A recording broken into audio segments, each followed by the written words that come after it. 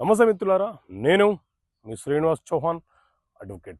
మిత్రులారా, భార్య భర్తలు విడాకులు పొందిన తర్వాత వారికి జన్మించిన పిల్లలకు ఆ తండ్రి యొక్క ఆస్తిలో వాటా కోరే హక్కు ఉంటుందా, అసలు వాటా వస్తుందా, చట్టం ఏం చెప్తుంది?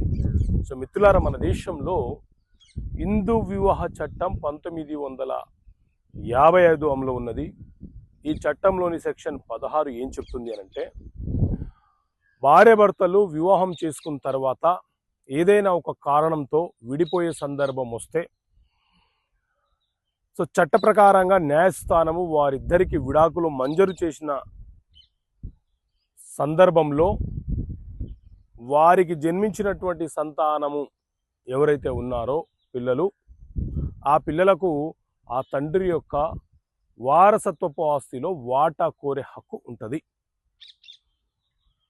ఆ తండ్రి ఒకవేళ ఆ వారసత్వపు ఆస్తులను అమ్మే ప్రయత్నము చేస్తే ఆ పిల్లల తరపున తల్లి గార్డియన్గా ఉంటూ న్యాయస్థానంలో కేసు ఫైలు చేసి ఆ పిల్లలకు రావాల్సిన వాటా కోసము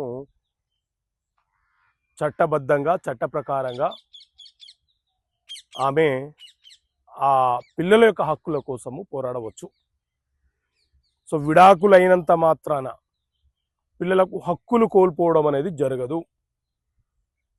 ఓకే మిత్రులారా, థ్యాంక్ యూ. జై హింద్.